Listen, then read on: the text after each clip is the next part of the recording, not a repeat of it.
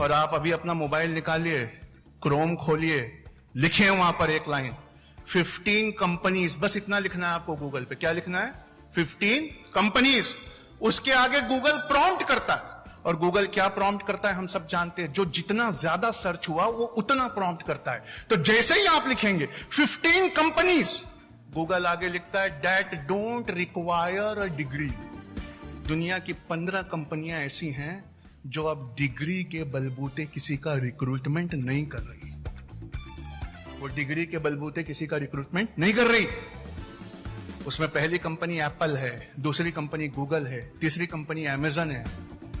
यहूदियों से यहां एक बात और सीखने लायक है, वो इनकी स्ट्रैटेजिक पोस्ट्स पर हैं।